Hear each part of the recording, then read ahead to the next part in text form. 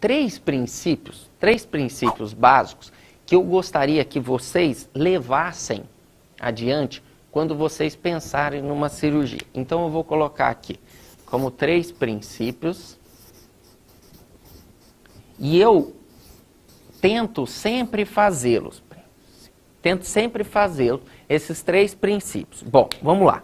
O primeiro dele, quando a gente vai fazer alguma cirurgia, principalmente uma cirurgia pélvica, não necessariamente a gente faz só um procedimento em si. Então, não é só uma salpingoforectomia, não é só uma esterectomia, não é só uma miomectomia. Se você for fazer uma endometriose profunda, tem um compartimento anterior, compartimento lateral, compartimento posterior. Se você mexe com doença oncológica, ginecológica, tem linfadenectomia pélvica, tem linfadenectomia paraórtica, tem aumentectomia.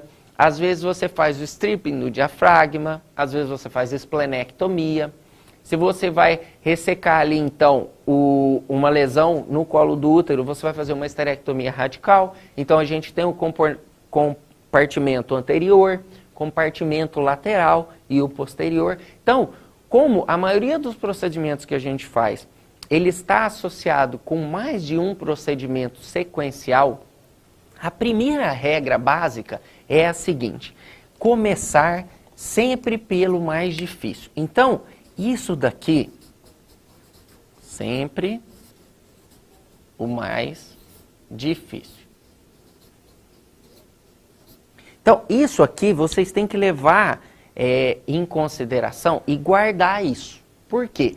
Porque quando a gente chega para fazer o procedimento, o que acontece? Na maioria das vezes, a gente está descansado para aquele procedimento. E se você se dedicar à parte mais difícil, você vai fazer num menor tempo. Então, começando aqui sempre pelo mais difícil. O segundo é o seguinte, eu vou colocar aqui por cores azul e vou escrever em diferenciado aqui. O segundo são os limites anatômicos. Os limites anatômicos, ele leva em consideração basicamente 2 coisas. Primeiro, o que está escrito nessa camiseta aqui, ó. Conheça o seu oponente. Então, eu comentei ontem de um artigo que fala como o esporte pode ajudar a gente a chegar a ser o atleta de elite, a um cirurgião de elite, um cirurgião de alta performance, um expert que faz com excelência aquele procedimento, é aquele expert que conhece o seu paciente. Como? Ele conhece profundamente. Se o paciente tem alguma anomalia vascular, se o paciente tem alguma alteração, uma má formação, então ele se prepara para aquele caso. Então, dentro dos limites anatômicos, você vai fazer no dia anterior uma estratégia. Então, essa estratégia é baseada numa metodologia cirúrgica. Então, independente do procedimento que você for fazer, você tem que ter definido os limites anatômicos. Você definir os limites anatômicos e conhecer o seu oponente, aquela pessoa, aquela lesão que você vai tirar daquela pessoa, você está preparado para aquela cirurgia. Entretanto, você tem que pensar no plano A daquele procedimento, mas você tem que pensar também caso não dê certo, qual via de acesso que você vai usar. Então, por exemplo, você pode decidir por entrar por um espaço avascular e quando você chegar lá, você não conseguir tecnicamente tirar aquela lesão que você está com o objetivo naquela cirurgia. Então, você tem que acessar outro espaço avascular. Então, por causa disso, é interessante estudar o caso no dia anterior da cirurgia, principalmente quem faz cirurgias muito complexas. O terceiro é, independente do procedimento que vocês forem fazer, vocês vão ver. Então, você fez, vai começar pelo mais difícil. Você vai definir os limites anatômicos da sua cirurgia.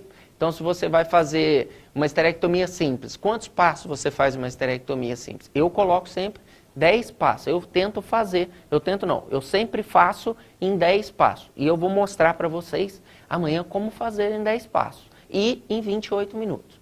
E, por último, independente do procedimento. Dentro aqui do sempre mais difícil, por exemplo, eu faço com frequência a linfadenectomia paraórtica. Então, eu começo sempre por ela. porque eu utilizo a câmera na cicatriz umbilical e muitas das vezes fica complexo para quem está me auxiliando, porque ela fica num ângulo de 90 graus. Então, o que eu faço? Eu começo por ali, que todo mundo está preparado, e depois eu desço para o ambiente pélvico, e no ambiente pélvico, por eu ter ali um conhecimento amplo daqueles espaços avasculares, eu consigo desenvolver a cirurgia de forma mais rápida. Então eu fico bem confortável quando eu já acabei o andar superior sem nenhuma intercorrência. E eu vou escrever até de vermelho aqui, ó, sempre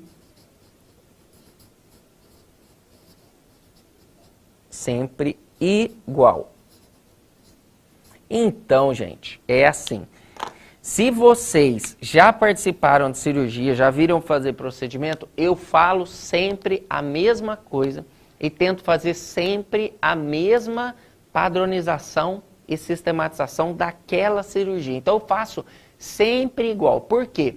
Porque a equipe se treina e aquela equipe que joga junto, a chance dela ganhar é maior e eu diminuo o índice de complicações. Se eu fizer sempre da mesma forma, do que se eu fizer de alguma forma e depois no meio eu mudar para um outro passo a passo que a equipe não está acostumada. E outra coisa também é que eu não esqueço nada dentro da cavidade. Então vocês já ouviram histórias, vocês já devem ter visto que quando você pula um passo que você está acostumado, pode acontecer de você esquecer, por exemplo, um fio no local que você tinha colocado, ou uma gase, se você coloca gás dentro da cavidade, alguma coisa nesse sentido, ou retirar as peças. Então acabou lá, você fechou a cúpula vaginal, o linfonodo sentinela, eu esqueci a linfadenectomia, daí alguém lembra no meio do campo, tem que tirar os gânglios antes. Se você padronizou dentro da sua técnica aquela etapa, você não esquece.